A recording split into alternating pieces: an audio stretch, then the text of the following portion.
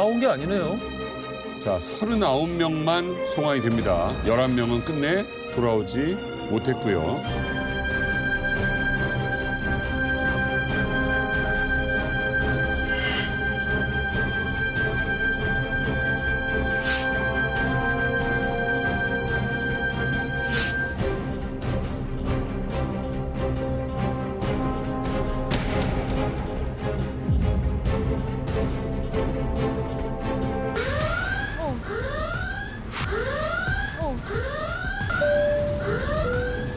승객 여러분, 현재 비행기는 북한 상공으로 진입하고 있습니다. 현재 비행기는 북한 상공으로 진입하고 있습니다. 가지고 있는 신분증이나 사진을 모두 찢어서 없애주십시오. 다시 한번 말씀드리겠습니다. 우리 비행기는 북한 상공으로 진입 중입니다. 가지고 있는 신분증이나 사진을 모두 찢어서 없애주십시오. 진짜 자, 기내에 비상 상황이 일어났습니다. 자, 이거 실제 상황입니다. 실제 일어났던 일이고 당시 조종사 2명, 승무원 2명, 승객 47명을 태웠던 국내선 대한항공기가 강릉 비행장에서 12시 25분에 이륙을 했습니다. 그런데 승무원의 다급한 목소리와 함께 북한산 항공으로 들어간다. 라는 안내방송이 다급하게 나온 겁니다. 사진을 찢으라는 말에서는 저는 재현인 줄 아는데 소름이 돋았어요. 이게 내가 겪어봐. 아, 진짜 소름이 돋았어요. 이륙한 지 11분 만에 이 비행기는 우리나라 상공을 벗어나서 북한으로 향했습니다. 야, 그리고 정확히 이날 오후 1시 18분쯤 이 비행기가 랜딩한 곳은 조선민주주의 인민공화국. 진짜로? 예, 북한의 선덕 비행장입니다. 대관령을 지나가지고 점점 이제 경기도 쪽으로 빠지고 있는데 평창 대관령에서 갑자기 서쪽으로 틉니다. 민항기가 항로를 벗어나는 순간 이건 비상사태거든요. 그러니까 관제 타압이라든지 거기서 연락을 했겠죠. 대한항공 지금 어디 가냐? 당연히 응답은 없었습니다. 그래서 바로 군사 분계선을 넘어서 북쪽으로 갔고 우리 당국도 지금 그 좌표를 계속 지금 확인하고 있었어요. 어떻게 된 일인가? 왜 민항기가 지금 휴전선을 넘어서 북한으로 갔나? 이 사건이 터지고 난 다음에 월경을 한 다음에 정확하게 30시간 후에 평양 방송에서 방송을 합니다. 평양 방송 내용은 이거였어요. 남조선 비행기 조종사 2명이 스스로 공화국에 의거 입국을 했다. 자기들이 원해서 북한으로 왔다. 이거예요. 월북했다니. 월북했다. 그러니까 평상시에 남조선 조종사 2명이 정말 우리 공화국을 흠모해가지고 제 발로 걸어 들어왔다. 충격적인 이야기죠. 근데 아니 뭐 월북을 하려면 자기 둘만 하지. 그러니까 52명인 나머지 49명의 사람들은 뭐냔 말이죠. 그렇죠. 그러니까 사실은 이게 강릉에서 떠가지고요. 그냥 뭐 휴전선까지 100km로 하더라도 당시 프로펠러기인데도 불구하고 이게 순항 속도가 한 500km가 돼 시속. 네. 그러면 10분이면 넘어간다는 얘기죠. 우리가 우왕좌왕 이거 뭐야 할 때 그냥 넘어가 버렸다라는 거죠. 어쨌든 그리고 나서 한 일주일쯤 후에 북한에서 발표가 한 게 다 30시간 후에 발표했잖아요. 근데 사건 발생한 일주일 후에 그 조종사 이른바 그들이 주장하는 월북을 했다는 기장과 부기장이 지금 기자회견을 합니다. 그래서 이 사람들이 뭐라냐면 원래 우리가 군대에서 알던 사이고 군대 있을 때부터 이런 얘기를 나눴고 그다음 우연히 지금 우리가 항공사에서 근무하다 같은 조가 돼가지고 왔기에 이번 기회를 이용해서 우리가 월북한 것이다 이렇게 방송을 합니다. 했다고요? 예. 원인이요? 나 이거 처음 듣는 얘기네. 근데 너무 이상한데? 군대에 있을 때부터 월북을 모의했다고? 그러니까. 왜냐면 이게 좀 그 군사적으로 재밌는 포인트가 우리가 뭐 이웅평 대위가 네. 전투기 몰고 내려왔을 때 우리 군의 공군기가 같이 떠서 유도 착륙, 유도 기순한 사례는 우리가 봤잖아요. 근데 69년 당시만 하더라도 저쪽에서 넘어올 것에는 우리가 다 대비를 해놨어요. 그래서 항공 레이더를 식별해서 적기가 넘어올 때는 우리가 곧바로 대응을 하는데 우리 쪽의 민항기가 거꾸로 뒤쪽으로 넘어가는 상황에 대해서는 당시에 69년도 상황에서 아무런 대비를 못했던 거예요. 염두를 못했던 거죠. 생각지도 못한 일이 지금 벌어진 거죠. 이 내무부 치안국에서 수사 결과를 발표합니다. 우리나라 당시 정부에서도 사실은 비행기가 넘어가는 순간부터 사건 수사에 들어갔다고 해요. 근데 북한이 먼저 자체적으로 발표를 한 상황이니까 더 우리는 촉박할 수밖에 없었죠. 그래서 4일 만에 발표를 했는데 그때 당시에 경찰청이 발표한 내용을 동아일보가 일면에 보도를 했거든요. 제목에 보시면 동아일보 팔기 보도인데 납북 주범은 최헌덕 그리고 이 3명의 용의자 사진을 띄웁니다. 3인조가 범인이다라고 당시 정부가 발표를 하는데 요는 이거예요. 비행기 안에 납치범이 타고 있었다. 그리고 그 납치범의 주범 이름이 최헌덕이었다. 승객으로 위장해서 납치를 했다. 그리고 여기에 동조한 사람이 당시 최성만 부조종사 그리고 승객 조창희까지 3명이 주범이다라고 우리 수사 결과를 발표합니다. 그런데 그때 당시 발표에 따라서 매우 흥미로웠던 포인트는 이거예요. 주범으로 지목한 승객으로 위장한 최헌덕이 우리 수사 발표에 따르면 고정 간첩이었는데 강릉에서 병원을 운영하던 병원장이에요. 뭐야? 대한민국 강릉에서 병원을 운영하던 병원장이 북한의 지령을 받았던 고정 간첩이다라는 내용까지 발표해서 당시에 발칵 뒤집어졌습니다. 아니 이렇게 고정 간첩들이 많아? 하물며 사회적인 명성을 갖고 있는 병원장이야? 라는 소식에 많이 놀랐고 북한이 다른 승객 1명과 부조종사를 미리 포섭을 해서 이 3명이 약속된 시간에 비행기에 올라서 이 여객기 전체를 납치했다. 이렇게 당시 발표를 합니다.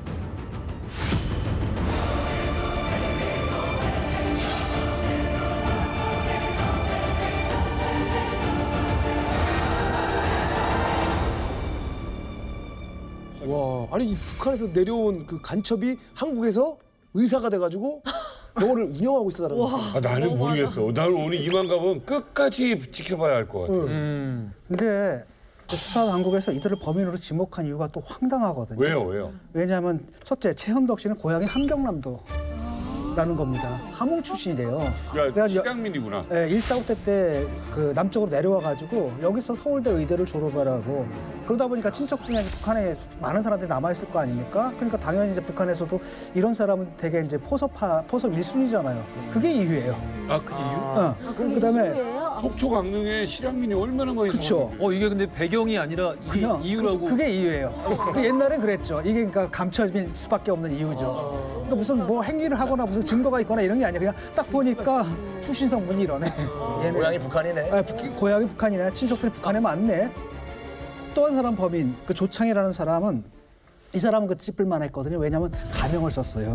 원래 한창기라는 가명을 썼거든요. 그러니까 이 사람 하나는 제대로 짚은 것 같아. 얘는 이상하다. 그리고 나머지 한 사람 부조종사 같은 경우에는 이것도 친척 중에 남로당 가담자가 있었다는 겁니다. 이게 다예요? 네, 그게 전부입니다. 딱 하니까 대공 용의점이 있는 그 두 사람과 그 다음에 가명을 쓴 한 사람 얘들이 범인이다. 이거 단정을 해가지고 발표부터 해버리고. 그냥 당시에 또 찝어주면 받았을 수밖에 없는 시절이고.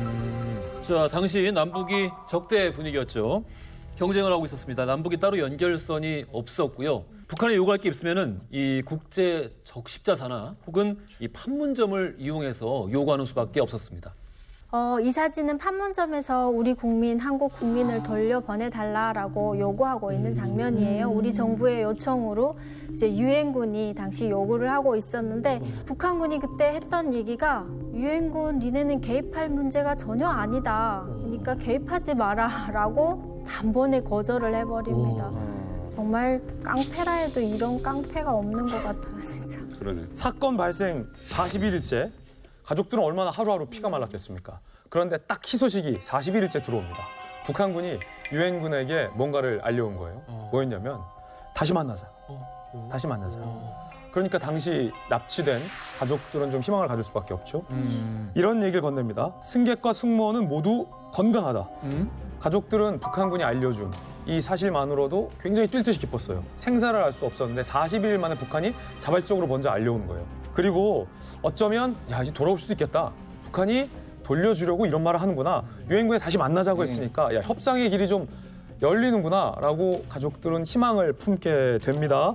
유엔군이 그리고 나서 다시 한번 요구합니다. 설 전에 승객들을 판문점을 통해 송환해 다오라고 북한에게 적극적으로 제안을 합니다. 그때 그 상황을 보면은 지금 12월 11일에 납북이 됐잖아요. 그러니까 그 당시 이제 1969년도고 해가 바뀌어서 1970년 2월 5일이 설날, 이른바 구정이었거든요. 그래서 그 전까지만 돌려달라 제발 가족들. 설날 때 우리 가족들과 다 함께 한번 우리 명절에 제사 좀 지내게 해달라. 확답이 없어요, 확답이.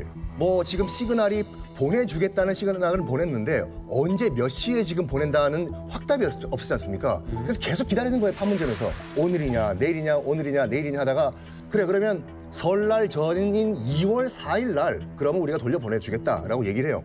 그래서 2월 4일 날 돌아오는 줄 알았어요. 근데 그 약속을 지켰을까? 아무리 기다려도 안 오는 거예요. 그래서 설날은 우리 측에서 가족들 없이 그냥 보내게 됩니다. 네. 언젠간 돌아오겠지 하다가 2월 14일 이른바 발렌타인데이 때 저기 봐! 너 온다! 판문점을 통해서 걸어오는 가족들이 포착이 된 거예요. 무려 66일 만에 송환이었습니다.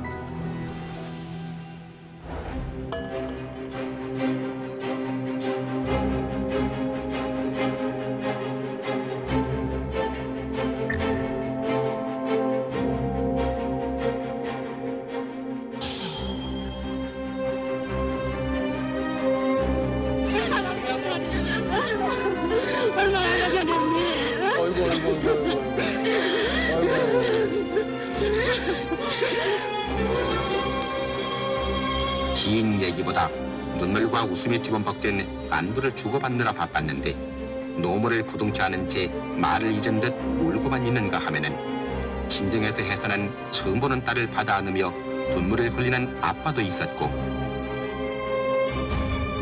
다 온 게 아니네요. 자, 39명만 송환이 됩니다. 11명은 끝내 돌아오지 못했고요.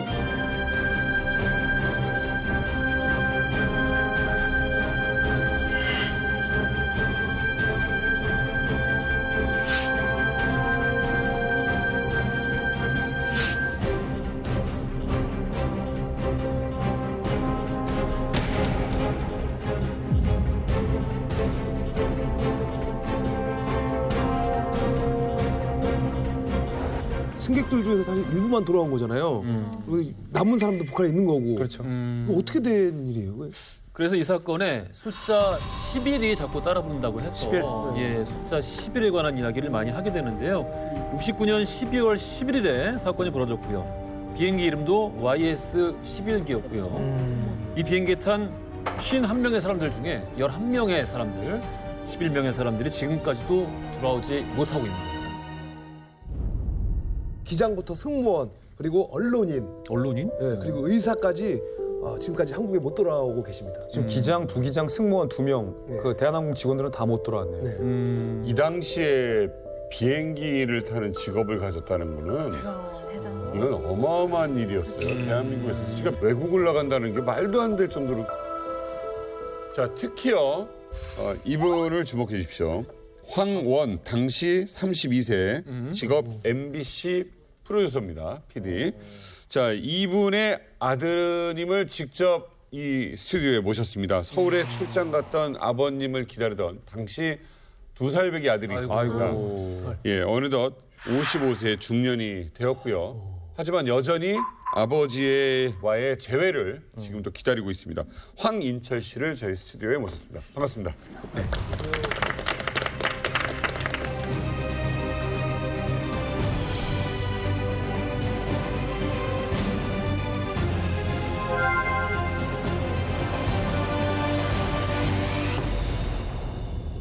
원래 저희 아버지가 그 대전 MBC에 입사를 하셨고 대전 MBC에서 그 강릉 MBC 초창기 멤버로 가시게 된 거였어요. 그죠? 예, 예. 그래서 강릉 그 직업 예, 예. 처음 생기고 나서 예. 초창기 PD로 이제 가신 거죠. 예, 그리고 이제 강릉에서 이제 하시다가 이제 서울 MBC로 이제 발령이 나셨는데 강릉 MBC에서 그 황 PD 가면 우리가 어떡하냐라고 해가지고 예, 못 가게 했었고 그러다가 이제 직장 상사를 대신해서 비행기를 탑승하시다가 납치를 당하시게 됐어요. 대신. 저희 아버지하고 같이 찍은 사진. 아이고. 저기 자그만 아이가 사내 아이가 바로 저고요. 저를 끼안으신 분이 저희 아버지십니다. 어머님은 지금 어머니는 작년에 돌아가셨어요. 아이고 작년에요? 예. 저희 어머니는 딱 한 번만 보고 싶다. 딱 한 번만 안아보고 싶다라고 하는 그 소망을 가지셨는데, 아이고 그거를 이루지 못해가지고 저도 굉장히 가슴이 아프더라고요. 자, 사건의 내막을 잘 알고 있는 황인철 씨와 함께 우리 66일 동안 북한에서 무슨 일이 있었던 건지 송환자들이 이야기하는 사건의 반전, 지금부터가 진짜 시작입니다. 네, 우리 경찰에서 발표를 했다고요. 강릉에서 병원장을 하던 최헌덕 씨가 고정 간첩이었고요. 그리고 이 납북을 주도했다라고 발표를 했습니다. 또 이게 언론에 나왔고 이제 국민들은 그걸 믿겠죠. 자, 근데 66일 만에 돌아온 승객들에게서 이걸 뒤집는 어떤 이 진실이 또 밝혀지기 시작을 합니다. 아, 진술을 들어보니까 최원덕 씨 또한 희생자였던 거예요. 아무런 간첩과 관련이 없고 이분 왜 지목당했다고요? 간첩으로? 고향 함흥이라고. 고향이 함흥이라고. 고향 때문에. 그리고 다른 승객도 간첩으로 지목됐잖아요. 아까 그 저기 친척이 남로당 출신이었다. 부조종사 출신의 최성만 부조종사도 간첩으로 지목됐는데 부조종사, 조종사 모두 다 간첩과는 무관했습니다. 다만 조창희.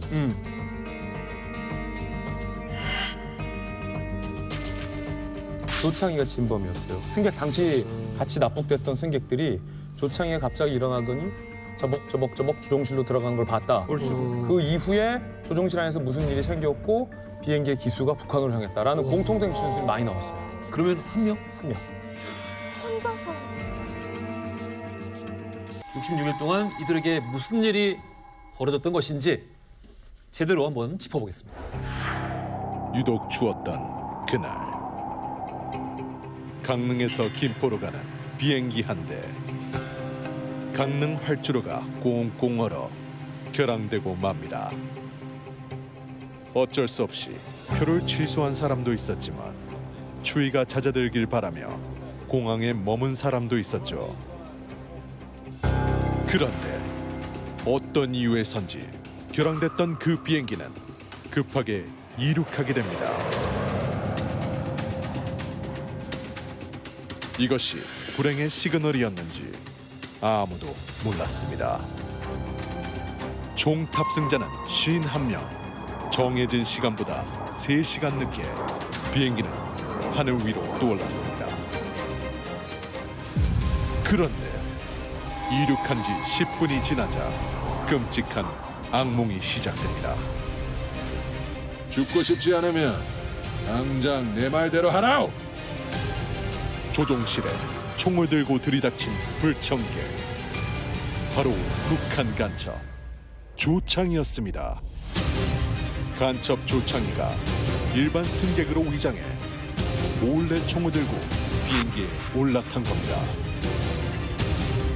생명의 위협을 느낀 조종사들은 그의 지시대로 움직일 수밖에 없었고 김포로 향하던 비행기는 대관령 상공에서 목적지를 바꿨습니다. 비행기의 목적지는 북한 원산과 함흥 사이에 있는 선덕 비행장. 납치당한 비행기 옆에는 북한 비행기 2대가 따라오고 있었습니다. 그리고 기내에 울려 퍼진 안내방송. 승객 여러분, 현재 비행기는 북한 상공으로 진입하고 있습니다. 가지고 있는 신분증이나 사진을 모두 찢어서 없애주십시오. 안내방송으로 납치 사실을 알게 된 승객들은 떨기 시작합니다. 순식간에 공포에 휩싸인 비행기 안. 그렇게 간첩 조창희에 의해 50명의 시민들이 북한으로 납치되고 맙니다.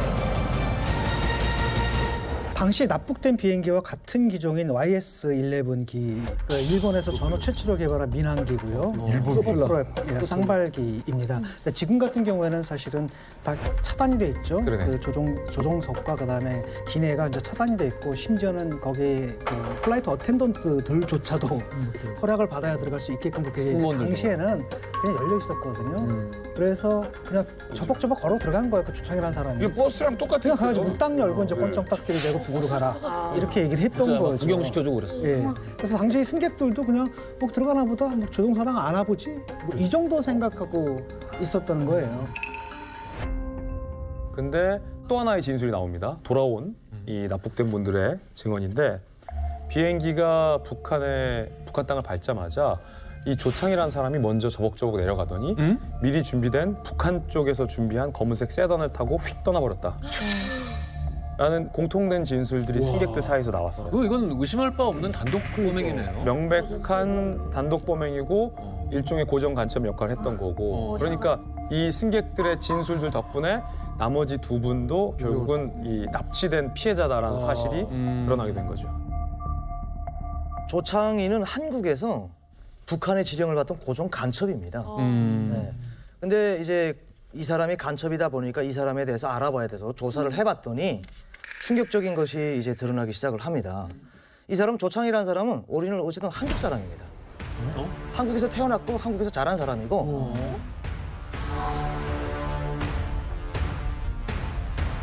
육군에 입대를 해가지고 무려 17년 동안 군복무를 했고요. 그렇죠. 헌병에도 있었고 군 수사기관에도 있었어요. 어머나. 네. 그리고 또 가장 중요한 건 이 사람이 17년을 군복무를 하고 전역을 할 때 군이라는 또 장교 출신으로 전역을 했습니다. 근데 가장 중요한 건 이제 전역을 한 다음이죠. 전역을 한 다음에 뭐 변변한 직업도 못 잡고 돈놀이에 좀 빠진 것 같아요. 돈놀이? 네. 뭐 도박 같은 거 있죠. 이때 포섭됐구나. 그렇죠. 이런 계기를 통해 가지고 이제 북한에 포섭이 된 것 같습니다.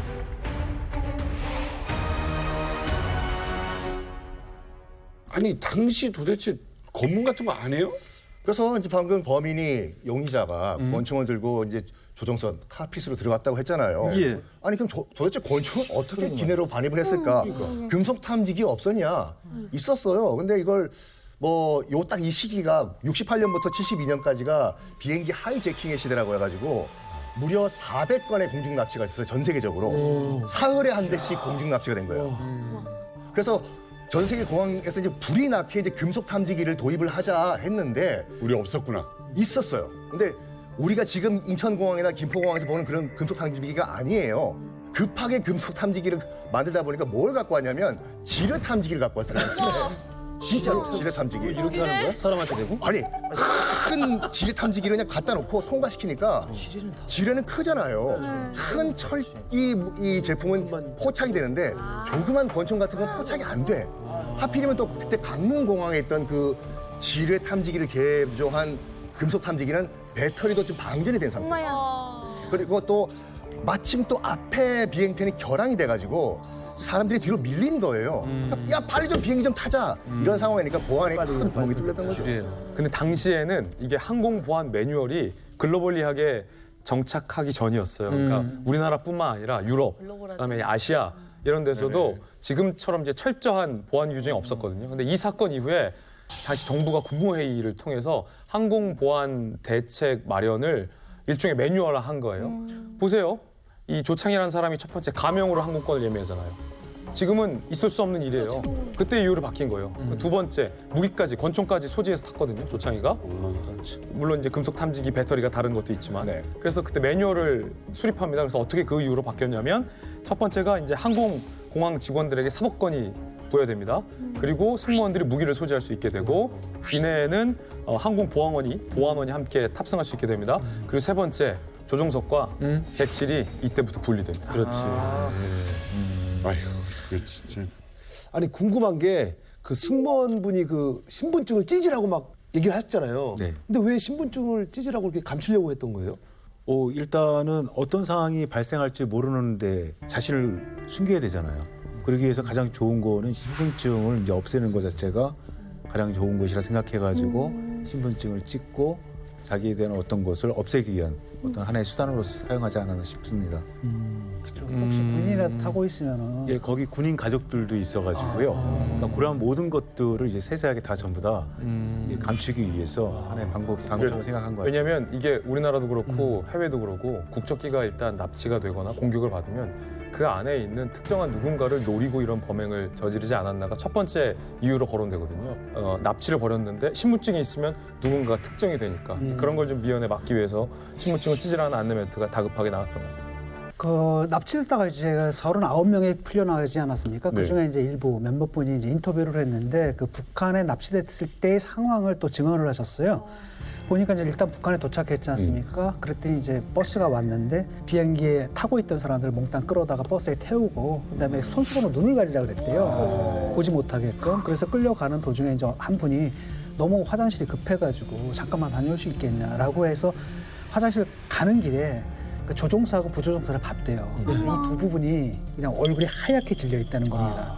그러니까 만약에 이 두 분이 구동이 되어가지고 비행기를 납치했다면 그럴 일 없지 않습니까? 그러니까 결국은 이것만 봐도 사실은 이 두 분은 납치 사건과는 아무 상관없고 피해자였다는 걸 알 수가 있겠고 이 범행 자체는 아까 말한 간첩 조창희라는 사람이 단독 범행임을 알 수가 있는 거죠.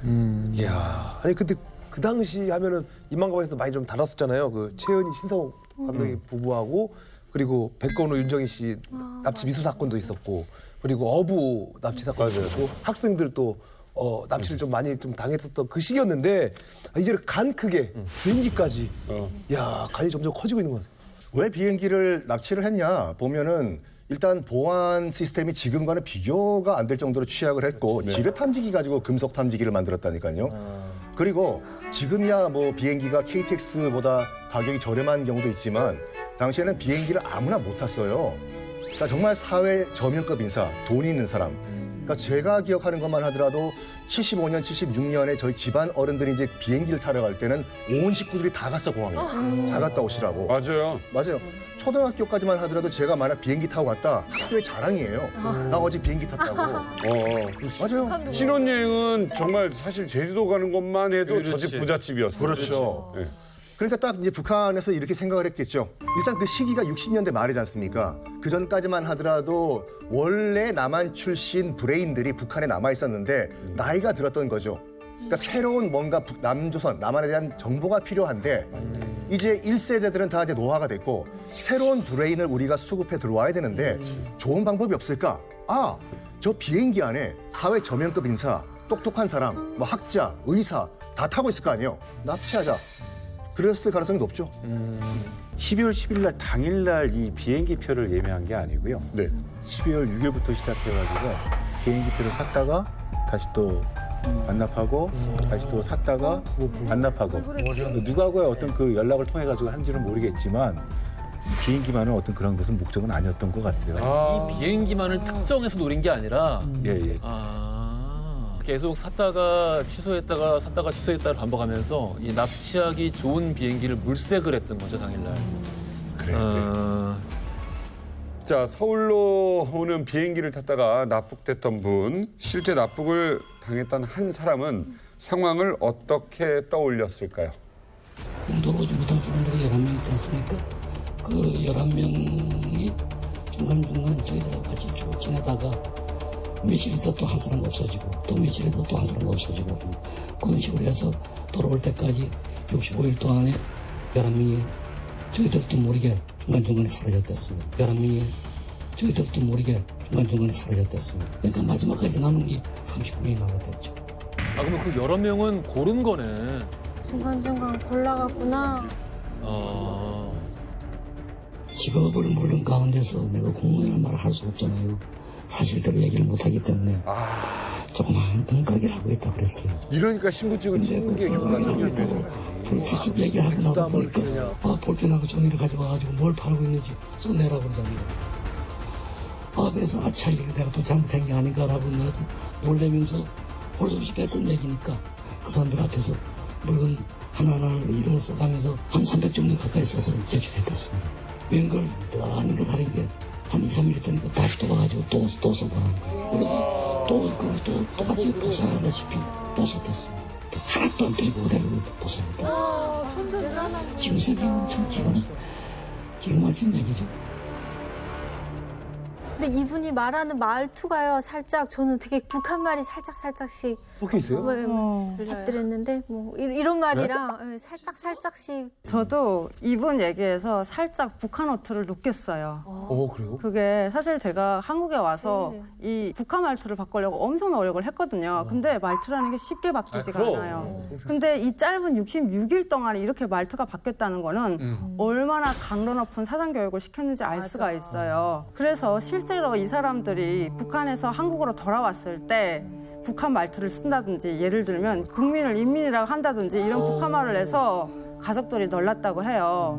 이 사람들이 북한에 왔을 때 이 사람들을 평양 여관방에 이렇게 강제 수용을 해가지고 강압적으로 사상교육 사업을 시켰다고 해요. 이게 어떤 내용들이냐면 2시간짜리 김일성 빨치산 투쟁 일기라든지 아니면 전쟁 영화 같은 거를 보여줬다고 하는데 솔직히 뭐 액션 영화도 아니고 온통 김일성에 대한 얘기가 무슨 그렇게 재밌겠어요. 그래서 이 지겨운 이야기 보다가 절기라도 하면 감시관이 왜 저냐 정신을 똑바로 차리라고 하면서 머리채를 끄집어 당겼다고 해요. 66일이면 솔직히 많은 거예요. 그래요? 왜냐하면 저희가 해외 나가서 4년, 5년 있다 북한 들어가잖아요. 근데 버의원들이 항상 하는 얘기가 있어요. 북한에 돌아가면 너희는 한 달이면 조국은 본래의 모습을 찾아줄 수 있다. 가능해. 그러니까 한 달 동안 그렇게 세뇌 교육을 집에도 안 보내고 시키는 거예요. 그 말은 따뜻한 말인 거예요? 아니면 무슨 협박인 거예요? 협박인 거죠. 아, 협박이야. 그러니까 너희가 아무리 여기서 자본주의 날라리처럼 물이 들어도 우리는 한 달 만에 그물을 뺄 수 있다는 거예요. 그게 그 사람들의 임무인 거예요. 옆에 철원 씨 많이 빼보셨죠? 아 근데 한 달이면 너무 길지 않아요? 아, 그래? 한 달이면 너무 길지 않아요? 아, 그래? 진짜 나쁘다. 난 철원이가 이렇게 말할 때가 제일 무서워. 제일 싫어요. 아니 진짜로 이거 실제 한 달은 너무 길어요. 맞아. 일주일 동안만 안 보냅니다. 정말? 그리고 북한에도 보위원들도 역시 해외 나가잖아요. 북한 보위원들 해외 나가서도 보위원들도 들어와서 똑같이 일주일 동안 감금 생활합니다. 근데 내가 하나 물어볼 거. 국정원에서 철은 씨 같은 경우는 다른 분들하고 좀 다른 조사를 받았을 것 같은데요? 뭐 일단 기간도 길었고요, 저는. 뭐 기간도 길었고 또 루트도 또 좀 이상하게 왔고 다 들어왔으니까. 예. 우리 조사하는 거, 뭐 북한에서 조사하는 거가 똑같더라고요, 보니까. 써온 거 반복적으로 계속 시킵니다. 아, 우리도 반복으로 우리도 들어가요? 저도 한 20번 썼습니다. 20번. 제가 그리고- 국정원 직원이면은 철원 씨 굉장히 의심했을 것 같아요. 아니 왜냐면 고위부 직원이고 맞아. 전혀 내가 납득할 수 없는 방법으로 왔잖아요. 맞아. 바다로 왔으니까. 이거 믿을 바다로 수가 왔나? 없지. 저 바다로 왔지. 바다로 왔고 그리고 또 하루 만에 왔는데 그것도 신분증이랑 다 있으니까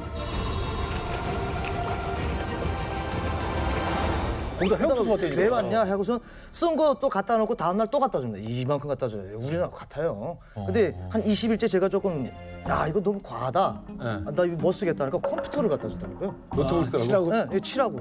쓰기 힘들면 이걸로 칠해요. 그리고 그 마지막에 끝나니까 거짓말 탐지니까 우리도 조사 방법은 같은데 단지 인권을 좀 보장해주면서 하는 거죠. 네, 이런 차이가 있습니다. 우리 국정원이 똑같이 반복적으로 쓰는 것을 의심하는 이유는 자발적으로 우리 쪽으로 넘어가셨는데 혹시 이 가상의 프로필을 암기한 간첩인 줄 알고 맞아요. 너무 똑같은 의심하는 거고 그러니까 북한은 똑같다고 본인들이 뭐라 납치를 했으니까 이 속에 있는 뭐 북파 간첩이고 의심할 리는 없고 진짜 이 사람이 슈퍼마켓을 했는지를 확인해 보기 위해서 계속 이렇게 반복적으로 물었던 거죠. 자, 황인철 씨는 이 돌아온 39명의 승객들로부터 혹시 그 아버지에 대한 설명도 들으신 게 있나요? 왜냐면 아까 그 비디오를 보니까 그 11명이 원래는 다 같이 섞여 있었는데 한 명씩 빼가더라. 그러니까 그중에 아버지가 대화하신 분들도 있음직해서. 예, 결론적인 거는 39명이 그 부분 송환이 대모를 해서 왜 칼라풍 미개한 시빌인들이 강제에 억류가 되는지가 이제 밝혀지게 되고요. 그다음에 이제 50명이 어떻게 그 기간 동안 살았다라고 하는 것이 이제 드러나게 됩니다. 당시에 그 39명이 이제 돌아와서 이제 증언을 해주는데 당시에 그 젊은 그 언론인인 저희 아버지가 국제법과 국제관습법에 따라 가지고 나를 집으로 송환하라라고 하는 것을 북한 당국에게 요구를 했어요. 안 그러셨어요? 아, 왜 그러냐면, 언론인. 예, 민간 항공기 납치 행위는 국제 범죄 행위고 그런 모든 모든 국가들이 금하고 있는 맞아요. 예. 해적 행위거든요. 그리고 하이제킹 사건이 발생이 됐다 하더라도 해결되지 않은 하이제킹 사건은 없었습니다. 왜 그러냐면 보통 이렇게 비행기를 하이제킹을 하게 되면은 인질을 상대로 해가지고 뭔가 이렇게 요구 사항을 해서 해결이 되는데 이거는 너무나 특이한 사실로 해가지고 완전히 그 강제 억류를 시켜버리는 사건이 된 거죠. 당시에 저희 아버지가 우리 모두를 집으로 송환시켜달라라고 요구를 했었고 그것을 묵살했죠. 그러면서 사상교육 시간에 너희들의 이야기가 틀리다. 그대로 안 들으셨겠지. 예, 저희 아버지가 왜 그랬을까라고 생각을 해보면 아버지는 나는 그 국제 시민으로서 나는 보호를 받을 것이라고 하는 어떤 이런 희망이 있었던 게 있었던 것 같아요. 그러니까 나는 당당히 난 집에 갈 거니까 난 너희들이 뭘 하더라도 나는 꿀릴 게 없다. 그래서 이제 사상교육 시간에서도 공산주의 이론에 대해서 반박하고 그러다가 이제 한 2주 동안 어딘가에 끌려가가지고 초래한 모습을 오셨대요. 그러다가 이제 2월 7일 날 정월 초하루 날인데 같이 이제 그 사람들이 이렇게 있는데 가고파 노래를 부르셨다고 합니다. 가고파. 내 고향 남쪽 바다 그 파란 물 눈에 보이네 꿈엔 늘 잊으리요 그 잔잔한 고향 바다.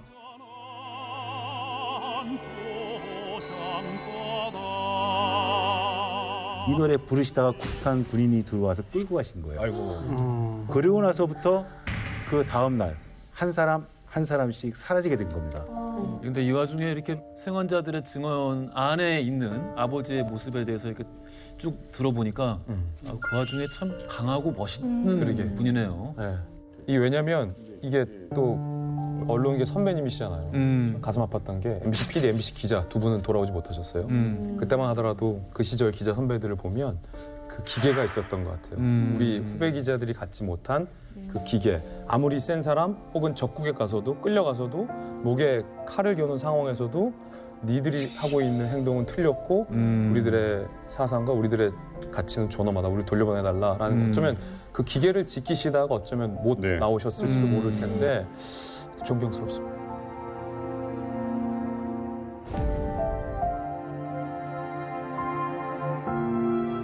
아니 왜 납치를 했고 사람에게 무슨 공산주의 얘기하고 무슨 세뇌를 하려고 그럽니까? 그래요. 그 시간 이게 말이 되는 겁니까? 예. 자 어쨌든 이 판문점으로 송환자들이 돌아왔을 당시에 충격적인 모습을 마주해야 했습니다. 그건 또 무슨 소리야?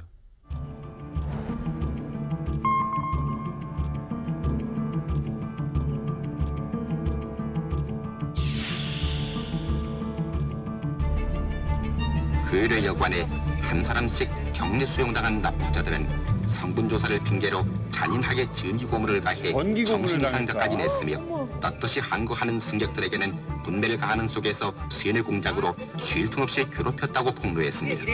저게 고문을 저게 했길래 저 사람이 저렇게 말도 못하고 완전히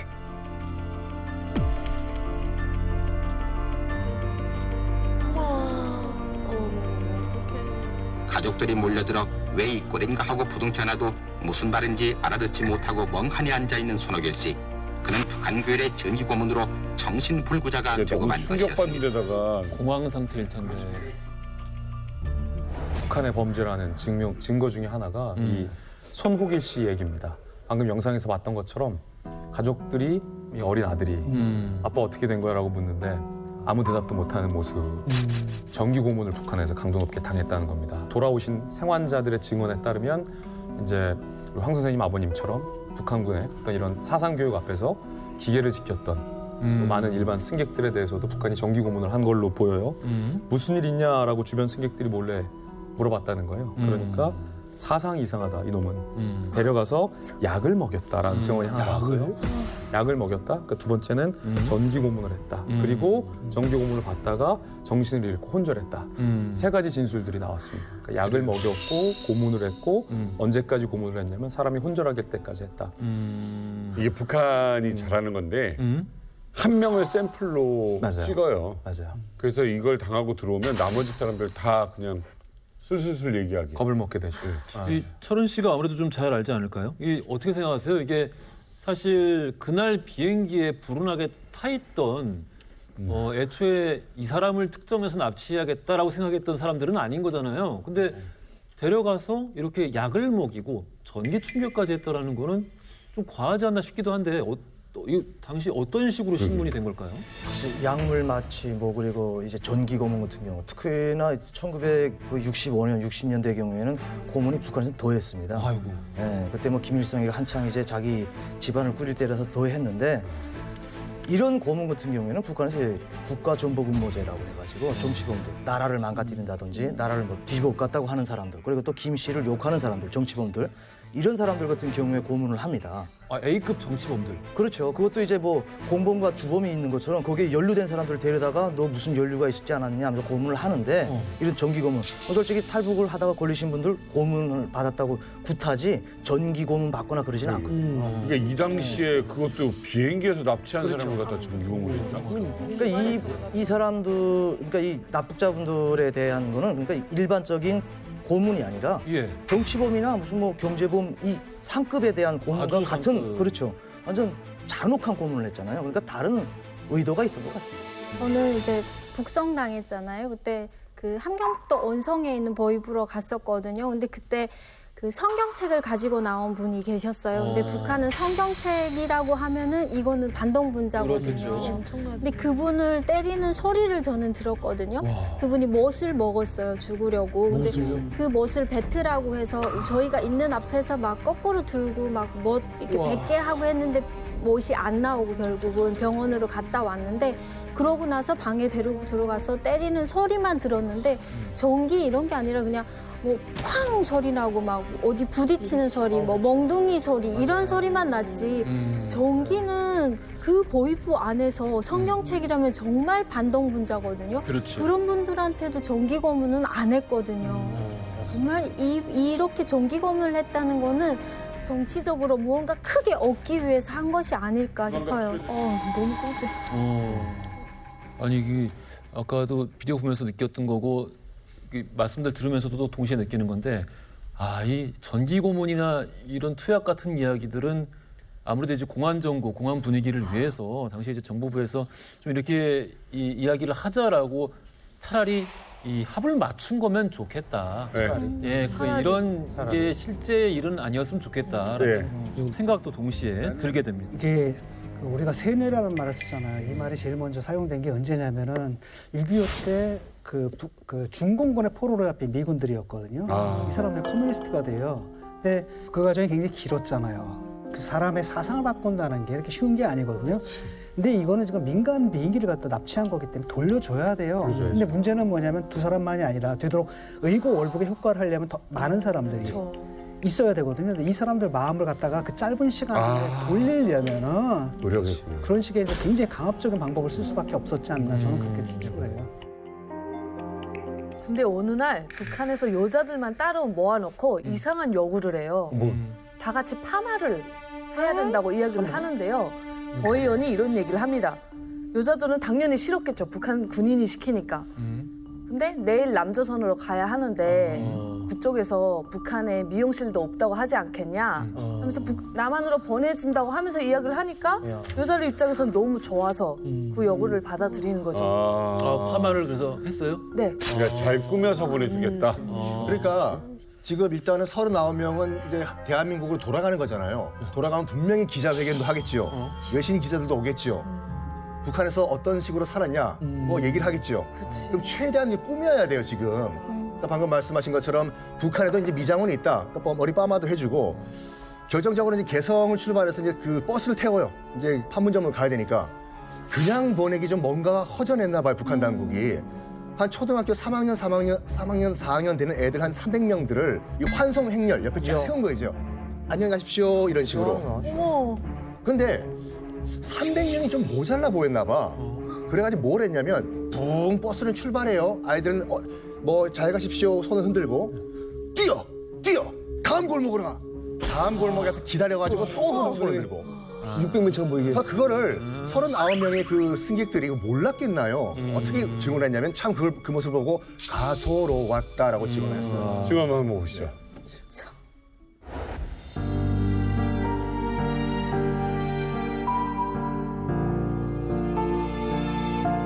끝나자마자 바로 그 버스에 대기한 정부 당국에서 대기한 그 버스에 올라탔겠죠. 타고 나서 버스가 불자 우리가 다 타고 나서 버스 바퀴가 불자마자 그 안에서 애국가가 나왔습니다. 이건 누가 시킨 거 아닙니다. 우리 스스로 그냥 애국가를 불렀어요. 애국가. 오, 시킨 게 아닌데. 스스로가. 버스가 간 곳이 유엔군 휴게소입니다. 그때가 저녁 식사 시간을 거기서 이제 양식을 줘서 먹고 양식 후에 커피 한 잔이 나왔는데 내 커피 얘기를 좀 해드리겠어. 이 커피 맛이 정말 2달 이상 동안 못 먹었던 커피인데 그때 먹었던 그 커피 맛이 아직도 잊지 않습니다. 이게 얼마만의 맛이냐 하면서 다들 주물주물 하면서 이 맛을 짝짝 다시면서 저도 조금씩 이 맛을 다시면서 커피를 먹었던 기억이 납니다. 참 기가 막힌 그 맛이었었죠. 얼굴에 미소가 계속 떨어져요.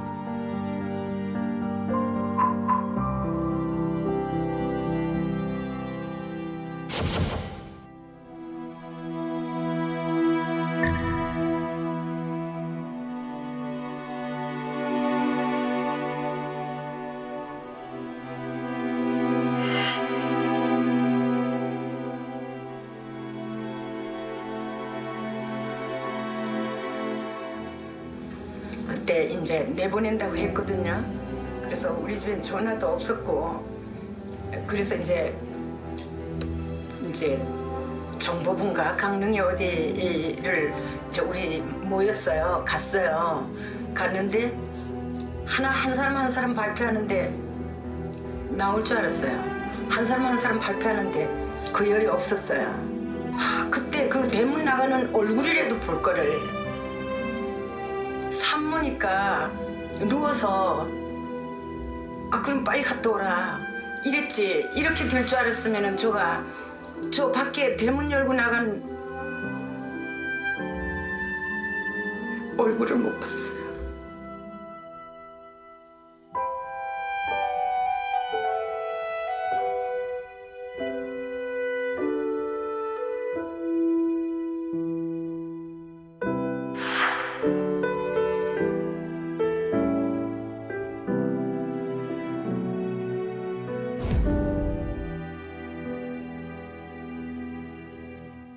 그분 만나보셨죠? 예, 예. 그 당시에 그 애를 출산을 하시고 애가 이제 출산이 이제 있으니까 이제 찬바람 쐬면 안 되잖아요. 그렇죠. 그리고 이제 그러니까 이제 나 이렇게 비행기 타고 이제 간다 하니까 다녀오세요 뭐 이렇게 하셨겠죠. 그래서 그때 얼굴을 못 뵀다고. 그게 한이 돼가지고 그러시는데 저희 어머니 또한 마찬가지셨거든요. 평범하게 비행기를 탑승하고 뭐 그냥 어디 다녀오겠다는 아빠가 비행기로 납치를 당했으니 모든 상황들이 자기한테는 안 좋은 상황으로 올 것이다 라고 하는 어떤 그 트라우마가 평생 어머니를 이제 괴롭히시고 11명이 돌아오지 못하는 것 자체가 저희로서는 너무나 받아들일 수 없는 거고. 북에서는 뭐라고 했나요? 11명이 왜 안 돌려보내주? 11명을 왜 안 돌려보내주는지. 북한이 좋아서 북에 머무는 것이다. 본인들이 의거 입북했다라고 했는데 그거를 북한 당국이 이야기한 거예요. 그러니까 당시에 그 국제재수사위원회가 ICRC가 39명의 증언에 의해 가지고 북한 당국에게 송환해라. 분명히 북한에 강경된 것이 확인됐으니 송환하라. 그랬더니 북한이 이제 주장하는 것이 남으로 돌아가지 않은 11명은 자의에 의해서 북한에 머무는 것이다. 라고 이제 하게 된 거고 39명만 돌아왔잖아요. 전원이 못 돌아오고. 왜 11명이 못 돌아왔나라고 하는 거를 좀 알아봤습니다. 그랬더니만 그 당시에 그 외교 문서인데요. 외무부 비밀 문서네요. 예, 예. 칼기 승무원 및 승객의 송환 문제에 관하여 한국 정부는 무조건 송환해야 한다는 방침을 바꿔. 이 부분이 중요한 겁니다. 바꿔? 그러니까 전원 송환 원칙을 고수했는데 이걸 바꿔서 대한적십자사 대표로 하여금 송환자들의 인수증에 서명을 한다는데 합의했다. 우선 승무원들과 승객이 송환될 것으로 보이며 이건 추정입니다. 그 후에 적절한 경로를 통하여 기체 및 조종사의 송환 교섭을 추진하게 될 것이다 라고 했지만 이 정부의 스스로의 다짐도 현재는 지켜지지 않은 상황인 거죠. 네. 제가 생각해 보니까 2000년대 어떤 일이 있었냐면 UN 인권 최고 대표 사무소가 북한에게 69년도에 이 납치 사건에 미 귀환자 11명을 귀환하라라고 북한에게 요청을 합니다. 2000년. 그러니까 지금으로부터 22년 전이죠. 근데 납치 이후로도 꽤 지난 시점이잖아요. 근데 북한이 그때 당시 2000년 2월에 UN 인권 최고 대표 사무소에 뭐라고 답신을 하냐면 우리는 헬기를 납치한 적이 없다. 네. 그러니까 11명의 억류 사실을 인정하는 거가 아니라 그 전에 납치를 인정을 안 한 거예요. 2000년까지. 지금까지도 북한은 납치를 인정 안 합니다. 그렇기 때문에 민항기도 못 돌려보내주고 더군다나 11명은 북한의 스스로 남기를 원했다. 북한은 비교적 최근까지도 이렇게 주장을 하고 있는 겁니다. 북한이 이런 주장을 지키려면 일단 기장, 그다음에 부기장은 못 돌려보내요. 승무원들도 못 돌려보내요. 왜냐하면 기장과 부기장 본인들이 스스로 북한이 좋아서 민항기를 몰고 왔다라고 주장을 했거든요. 북한의 이 주장을 깨지 않으려면 저널리스트들도 북한 입장에서는 보낼 수가 없는 거예요. 왜냐? 이런 귀환 자들이 나가서 하는 얘기는 북한 입장에서 볼 때 남한 정국이, 남한 당국이, 대한민국 당국이 조작해서 시킨 거다. 그런데 저널리스트들이 돌아와서 저널리스트들이 기사를 쓰게 되잖아요. 국제적으로 저널리스트들이 쓴 이 아티클이 기사가 국제적인 증거력이 생깁니다. 그래서 북한이 민항기를 납치했다라는 명백한 증거가 되고 이러면 국제적인 범죄가 성립이 되기 때문에 너무 안타까운 얘기지만 북한 입장에서는 아버님하고 아버님 관련된 동료 기자를 억류했던 거예요. 그럼 이것만 해도 벌써 6명이잖아요. 거기에다가 아직 못 돌아온 분들의 직업을 보니까 인쇄소 대표, 그리고 요식업 사장, 그다음에 기업 대표였어요. 북한 입장에서 볼 때는 너무나도 북한에 잡아두고 싶었던 전문직 직업들을 갖고 있었던 사람들이었던 거죠. 이들이 한국 시스템 속에서 성공한 사람들이지 않아요. 그렇죠. 그러니까 결국에는 이들을 이해하면 한국 체제를 이해할 수 있다고 봤나 봐요. 북한이 지금까지 봐왔던 행보를 보면 북한은 더위나 뭐 체면보다는 실리를 챙겨요. 그래서 이들을 안 보냄으로써 받는 비난이나 어떤 불이익보다 얻는 실리가 크다면 충분히 안 보내고도 남는 그런 나라가 북한이에요. 다 보면은 병원 그리고 또 PD, 조종사 이렇게 한마디로 말하면 그때 당시에 뭐 최고의 엘리트, 뭐 진짜 배운 사람들이라고 말할 수 있잖아요. 그러니까 북한에서도 이용 가치가 얼마든지 많거든요. 활용하겠다. 그렇죠. 너무 많거든요. 뭐 북한의 뭐 기사 내용도 그렇고 뭐 여기저기 뭐 비행기도 그렇고 병원도 그렇고 모든 것이 딸리는 게 많기 때문에 이런 분들은 어디서 이용 가치가 많기 때문에 안 보내는 것 같습니다. 아니 그럼 아버지가 그 납북되셨을 때 황희철 씨가 그때 2살이셨잖아요. 그럼 아버지에 대한 이야기를 언제 이렇게 알게 되신 거예요?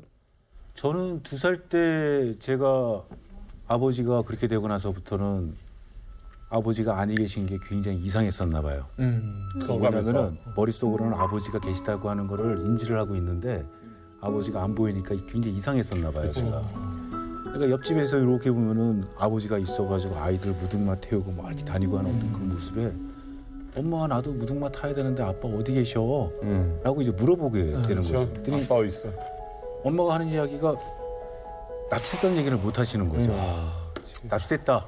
뭐 아예 그냥 인생 뭐 이렇게 됐으니까 다시 시작하자 이런 게 안 되는 거니까 살아 계시는 분을 돌아가셨다고 얘기도 못 하겠고 엄마 스스로도 계속 기다렸었던 그러니까 이제 아이한테 이제 이야기하다 보니까 이제 거짓말로 크리스마스 때면 아빠 돌아오시고 옛날엔 다 미국 갔다고 그랬어요. 그러니까 이제 아빠가 MBC PD인데 지금 현재 미국 출장 중이야. 다 미국 갔다고 그랬어요. 크리스마스 때면 돌아오실 거야. 그러니까 크리스마스 때 되면 이제 아이고 우리 아버지 무슨 선물 가지고 오시려나. 그래서 이제 굉장히 가슴 이제 기쁘게 기다렸는데 제가 맞이했던 크리스마스는 뭐 거의 그 실망, 절망. 이제 아버지 얘기를 들어야 되잖아요. 이 소식을 언제 접하게 됩니까? 아버지에 관련된 소식. 1999년도에 이산가족 상봉을 통해서 저희 칼기 가족 5가족이 만났어요. 만난 분들이 있어요? 그래서 다 같이 만나가지고 얘기를 했습니다. 뭐라고 그랬냐면 어느 가족이 만날지는 모르겠지만 어느 가족이 만난다고 하게 되면 다른 가족의 가족들끼리 만난다. 근황을 알려주기로. 그러니까 유독 그 성경희 씨가 이산가족 상봉에서 그 기장, 부기장, 그다음에 정경수 씨 같은 경우에 잘 살고 있다 이야기했던 것이 바로 거기에 있었습니다. 그러니까 11명의 가족 중에서 한 가족만 이산가족 상봉이 2001년에 채택이 됐고 아까 11명 명단 있었잖아요. 그 명단 안에 승무원 한 명 있어요. 23살 성경희 씨 가족도 이산가족 신청을 했는데 성경희 씨를 북한이 남한에 있는 가족과 만나게 해준 거예요. 승무원이었던 성경희 씨의 어머니가 이산가족 상봉 자리에 나서게 됐습니다. 과연 성경희 씨는 32년이 지난 지금 어떤 모습으로 나타날까요? 그리고 황인철 씨 아버지의 소식을 과연 들을 수 있었을까요? 2001년 상봉장으로 한번 가보겠습니다. 2001년 상봉장으로 한번 가보겠습니다.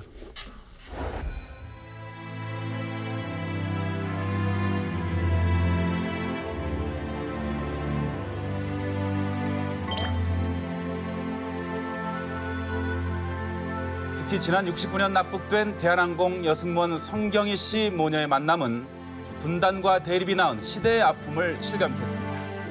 엄마, 나 경기.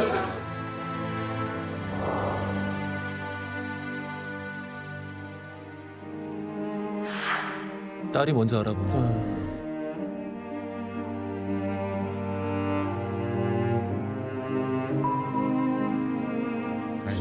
23세 없어졌는데. 아니 하루라고 잊었겠습니까?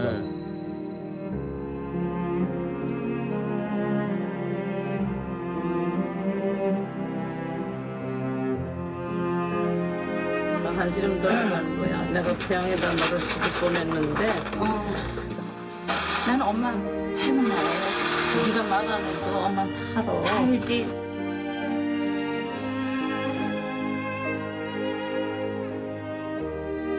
난 엄마만 더 늙지 않은 우리 엄마가 그리고 난 정말 더 원하겠다고. 야, 너 어떻게 안 늙느냐? 그 세월을 막을 수가 있어? 없지. 평양에서 잘 살아 보이는 유복한 가정이잖아요. 그래서 이산가족 상봉을 북한이 해준 거예요. 아, 그렇네. 그래서 해준 거예요. 그래.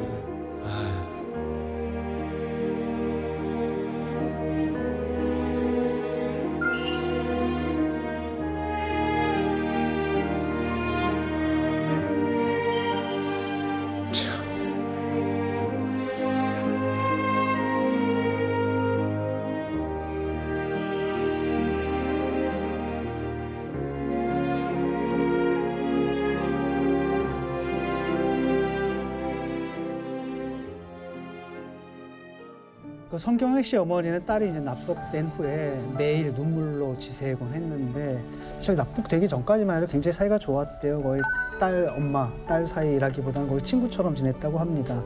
근데 보셨죠? 이분이 아까 엄청난 미모지 않습니까? 이화여대를 나와서 얼굴도 미모지만 그다음에 뭐냐면 목소리도 그렇게 예뻤대요. 그래서 TBC 지금 이제 사라진 동양방송에서 항공 리포트를 하기도 했었다고 하더라고요. 근데 어느 날 갑자기 딸이 출근했다가 못 돌아온 거잖아요. 그래서 어머니는 그 후로 매일같이 길거리를 헤매고 다니고 그러셨는데 32년 후, 그러니까 2001년 2월에 남북 이산 가족 상봉장인 평양 고려 호텔에서 결국은 만나게 된 거죠. 자, 이렇게 해서 성경희 씨가 유일하게 11명 중에 이제 만나게 되는 가족이 됐어요. 가족들은 이야기를 했잖아요. 자, 만나면 우리 묻자. 아버지 소식을 들으셨어요? 예.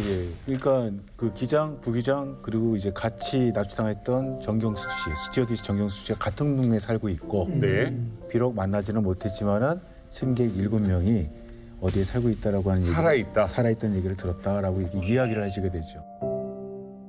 내용 보면서 엄마 난 행운아예요라고 말한 것에 대해서 어떤 의미겠구나라고 이게 뭐 나름 생각하는 바들이 있는데 선생님 대표님 보시기에는 이 행운아란 말이 무슨 말처럼 들리시나요? 그러니까 뭐 나는 의거 입국했고 그다음에 잘 살고 있고 나는 뭐 지금 뭐 행복합니다라고 얘기하지만 난 엄마 행운 나요. 네가 말하는 거 엄마 타러. 알지. 엄마 나 가로 열고 엄마 나 이러지 않으면 난 안 돼 가로 닫고 이렇게 되고 엄마는 알았다는 듯이 알아 그래 알아 알고 있어 나는 알아 하면서 얘기했잖아요. 바로 그런 부분이죠. 저는 저분이 저 장소에 나왔잖아요. 저 장소에 나온 것 자체로 수많은 감시를 받고 있는 상황이거든요. 엄마한테 안심시키기 위해서 나는 행운하다라고 말할 수도 있지만 돌아가서 내가 이 자리에서 말을 잘못했을 때 내가 돌아가서 내가 받는 것과 또 그 옆에 그 군인도 있고 여학생도 있고 가족들이 있더라고요. 그 가족들의 행해지는 처벌, 이런 처벌도 저분은 엄청나게 신경이 많이 쓰였을 것 같아요. 그래서 저 자리에서 난 충분히 행복하다, 행운하다라고 얘기를 해야만 돌아가서 내 가족이 안전하다. 이게 가장 중요한 거 아닐까, 저분한테는. 아니 그러면 아버지를 드디어 만날 수 있겠다라는 어떤 그런 희망이 좀 생기셨을 것 같은데. 저 이산가족 상봉의 모습을 통해 가지고 제가 느낄 수 있었던 게 2살 때부터 해가지고 아버지를 기다렸던 어린 저의 모습이 있었다고 하면 당시에 제 딸이 2살이었어요. 아 2001년도에? 예예. 젖병을 이렇게 먹고 있으면서 앞에서 이제 같이 이렇게 보고 있는데 갑자기 어떤 생각이 들어갔었냐면 누군가 2살 돼 있는 내 딸을 못 만나게 하고 그 다음에 자라는 과정을 내가 못 보게 한다고 하게 되면 나는 어떨까라고 생각이 들어가지고 당시 2살 때 아버지를 찾았던 마음이 있었으면 어린 아이를 어린 자식들을 바라보면서 지켜보지 못하는 아버지의 고통이 이게 고통이 되면서 내가 아버지를 꼭 만나야 되겠다라고 하는 생각을 갖게 됐어요. 이거는 너무나 용서가 안 되는 거고 내가 만약에 여기서 포기를 한다 그러면 나 또한 가해자가 된다라고 하는 그러면서 이제 저의 이제 무지함에 대해서 이제 많이 저도 이제 질책을 많이 했었죠. 스스로요? 예, 실책을 많이 하면서 했는데 저희 아버지가 북한에 강경될 이유가 이 지구상에 단 한 가지도 없고 저 또한 마찬가지로 저희 아버지를 만나지 못할 이유가 단 한 가지도 없기 때문에 살아계신 아버지를 이제 뵙고 싶은 거죠. 그리고 난 다음에 그 2009년도에 그 오길남 씨를 통해 가지고 아버지가 85년도에 그 구국의 소리 방송에 계셨다라고 하는 이야기를 이렇게 듣고 있었습니다. 구국의 소리? 예, 구국의 소리 방송이라고.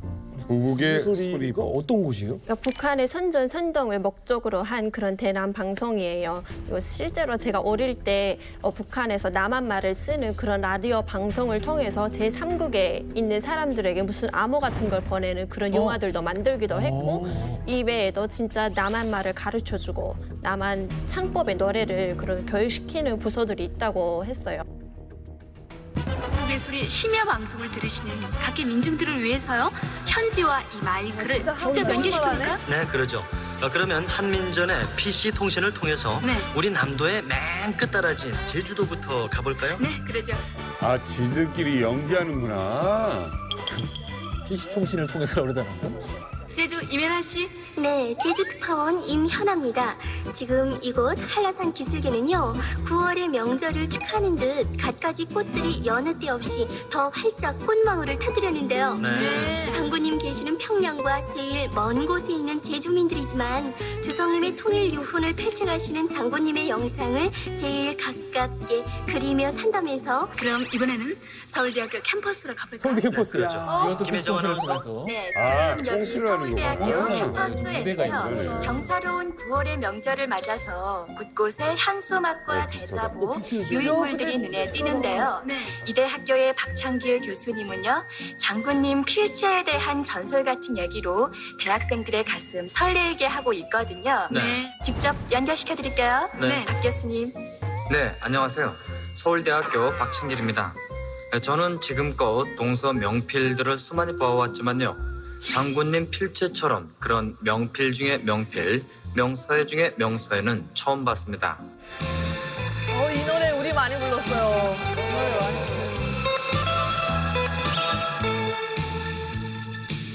이 밤도 저기 숲속에서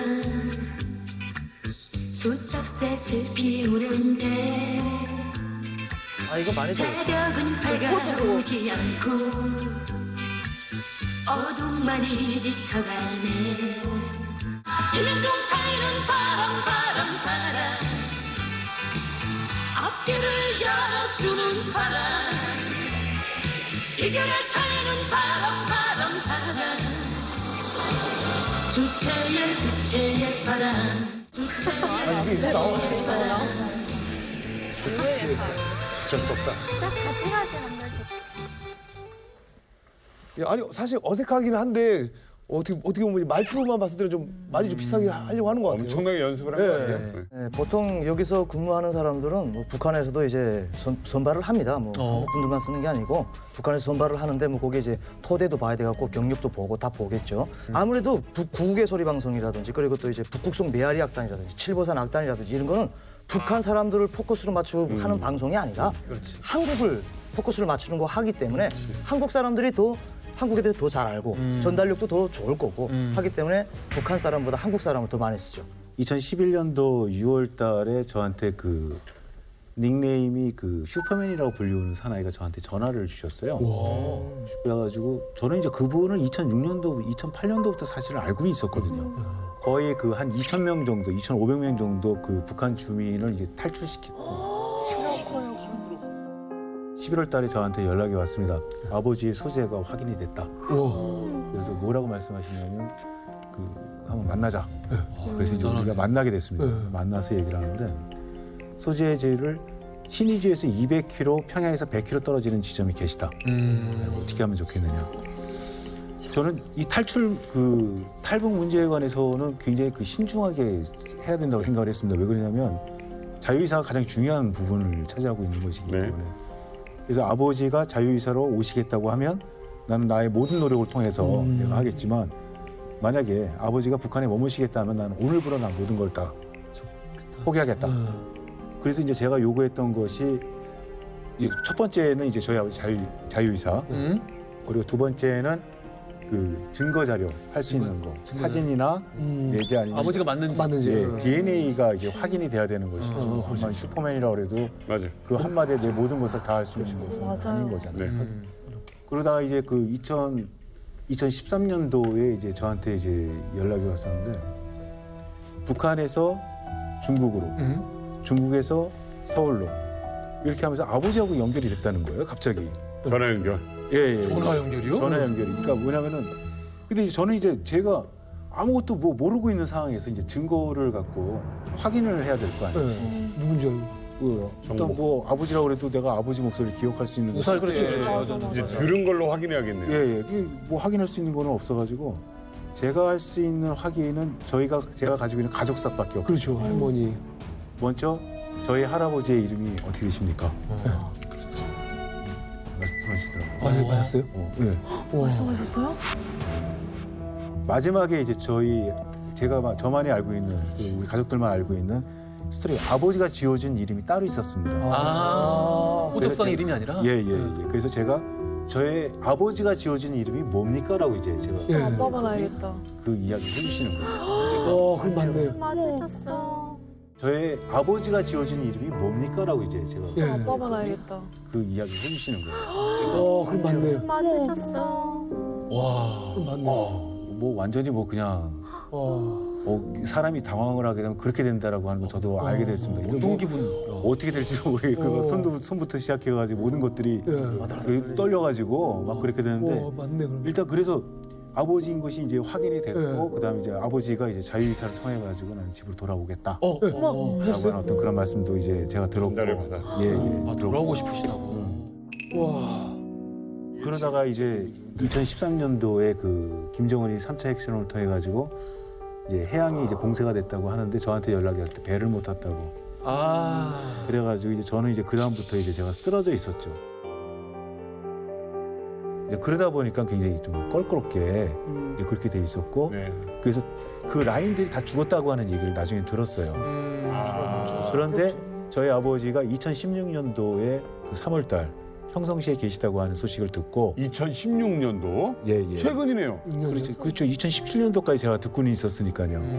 슈퍼맨의 라인이 다 죽었다, 무슨 사고가 터졌다라고 하면서 그냥 멈춰버린 거네요. 그렇죠. 이제 그때 그 라인들이 다 전부 죽은 걸로 나중에 들었어요.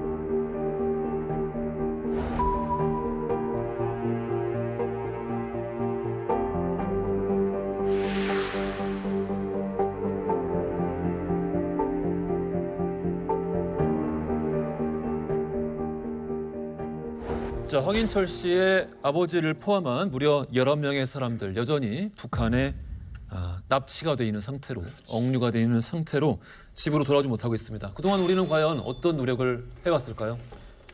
황 선생님이 입수한 그 외교부 비밀 문서를 보면 그때 당시 우리 정부도 아예 손을 놓은 건 아니었어요. 어떻게든 39명은 돌려받아야 했기에 그리고 북한이 전원을 순순히 보내주지 않으리라라는 많은 전문가들의 당시 예상도 있었고 일단 39명에 대한 인수증을 썼지만 그때 당시 정부가 비밀 문서를 분류했을 당시에는 나머지 11명의 송환에 대해서도 적극적으로 우리가 데려와야 된다라는 그래도 의지가 있었거든요.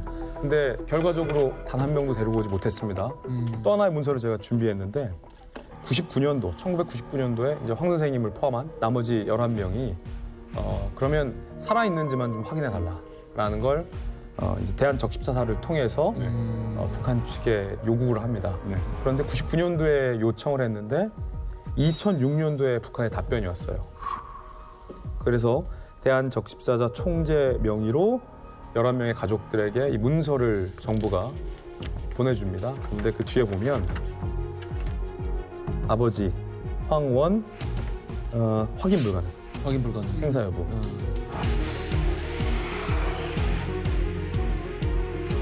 이게 말이 되나요? 굉장히 좀 무기력한 상황인 거죠. 그러니까 북한이 일부러 생사 확인을 안 해주는 납북자들이 꽤 많습니다. 칼기 납북자 11명 미송환 가족에 대해서 2000년대 초반에 우리 정부가 유엔을 통해서 북한 측에 강력히 한번 요구했던 적이 있습니다.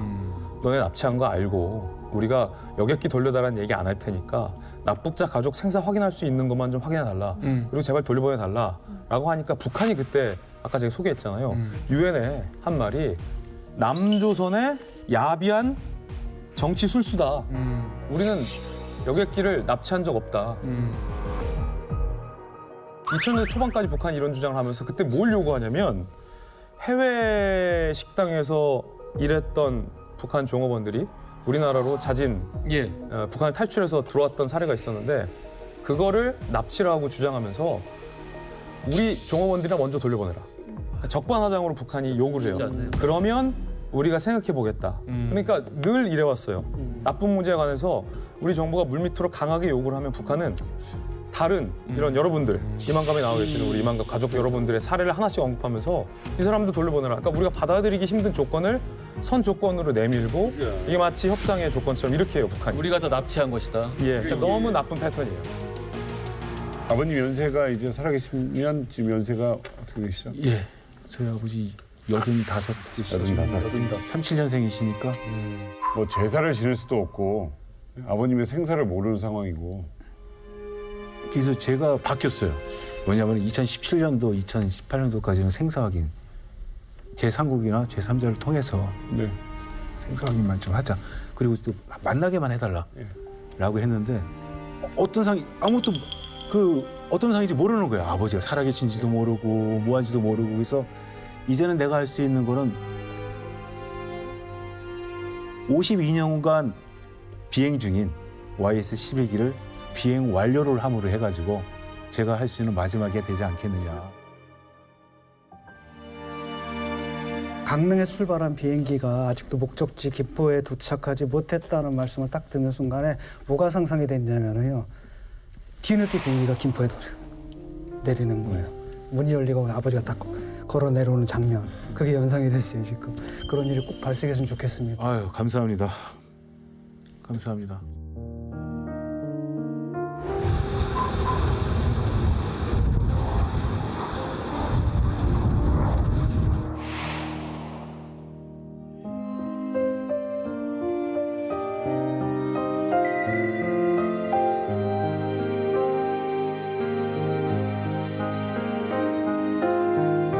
혹시 아버지가 이 방송 보실 수도 있으니까 영상 편지 한번 남겨보시겠어요? 어떤 말씀 남기실지 편안하게 한번. 예.